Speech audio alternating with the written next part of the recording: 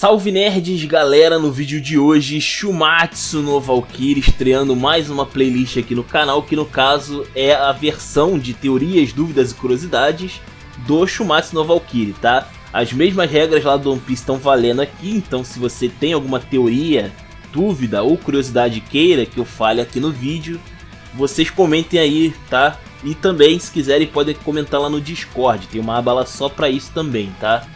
Então, sem mais enrolações, vamos começar falando sobre talvez um dos personagens mais misteriosos da obra até o momento, que é o Hermes. Pois é, cara, e a gente vai debater aqui duas coisas. Primeiramente, os possíveis poderes, talvez uma versão aproximada das capacidades aí do Hermes, e qual é o papel dele no Ragnarok, né? Eu acho que é uma coisa também que é bem curiosa. Bom, enfim, sem maiores enrolações, vamos lá começar falando aí sobre os poderes do Hermes.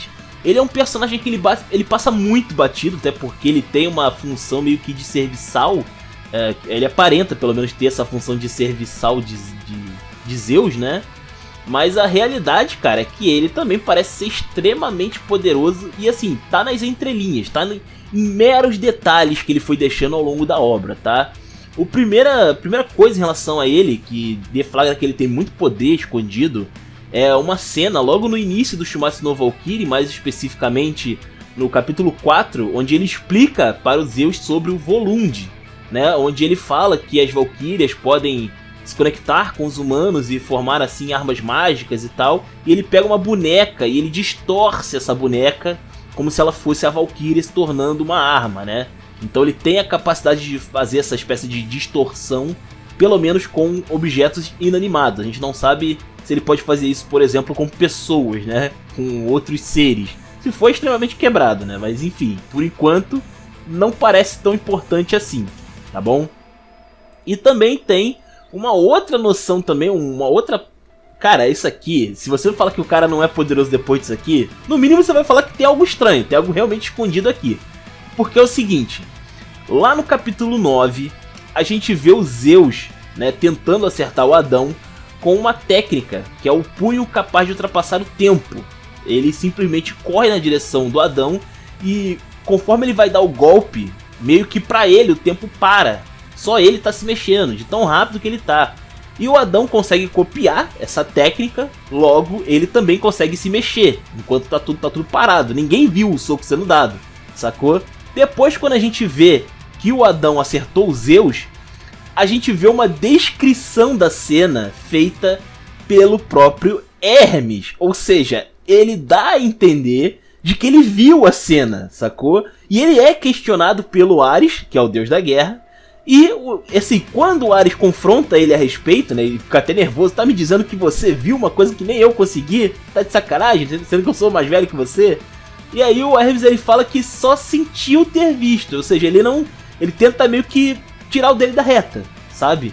Mas isso já demonstra, e tipo, fica bem claro que ele tá descrevendo realmente o que aconteceu, do jeito que aconteceu, saca?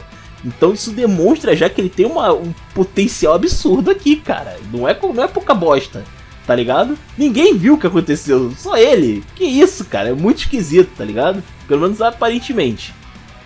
E aí...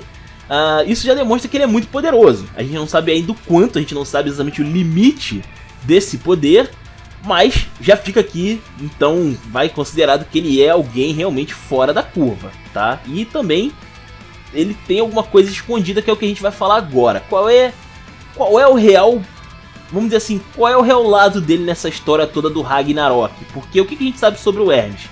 Que ele, aparentemente, ele é um serviçal de Zeus, mas que por vezes ele também parece ser um braço direito. Ele também aparenta estar do lado dos Zeus pro que daí vier, né? Só que eu acho que na verdade ele está junto com a rebelião. Eu acho que ele está junto com a Brunhilde e companhia. Talvez, tá? Existem algumas coisas na história que dão a entender de que ele sabe o que está rolando em relação à rebelião. E ele não contou pro Zeus, porque o Zeus, quando começa essa história toda, ele não sabe o que tá rolando. Ele não conhece o Volund. Aliás, ele pode até saber que existe, mas ele não viu em funcionamento nem nada do tipo. Ele não tem esse conhecimento de vivência. do Volund. O Hermes tinha. Eu acabei de falar que ele descreveu pro Zeus como funciona o Volund. Então assim, né? O cara, ele... Porra, ele tem informação, tá ligado?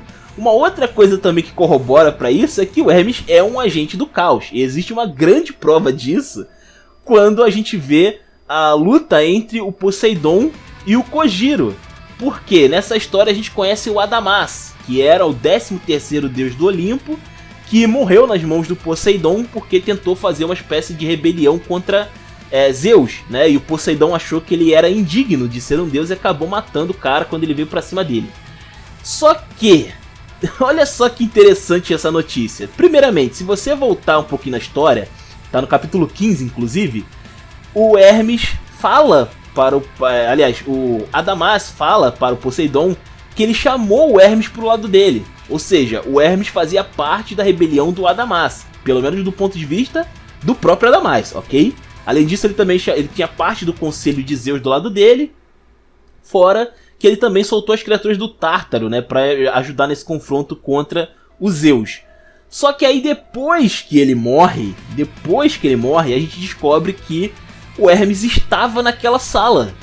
Estava ele, Poseidon e Adamas na mesma sala, e ele não apareceu. Por quê?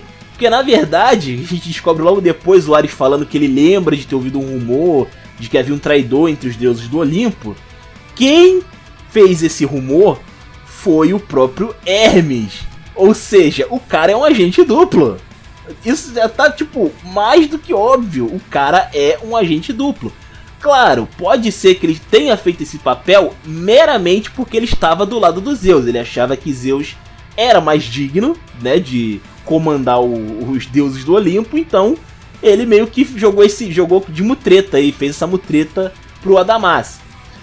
Porém, contudo, entretanto, todavia, né, é meio esquisito, né? Um cara que ele conhece o que os inimigos estão fazendo durante esse Ragnarok e que ele já deixou bem provado aqui que ele pode ser um agente duplo quando lhe convém.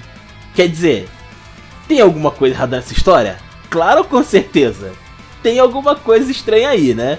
Bom, a gente ainda vai ver muito sobre ele, então essa teoria aqui ainda tem muito chão tem muito pano pra manga ainda. E assim, espero que vocês tenham gostado. Se vocês têm alguma outra teoria, alguma outra coisa que vocês queiram que eu traga aqui nessa playlist, comenta aí, tá? Seja aqui ou lá no Discord. Comentários são de vocês, se inscrevam, compartilhem, dê uma moral no Padrim. Fale comigo no Discord. Valeu, nerds, fui!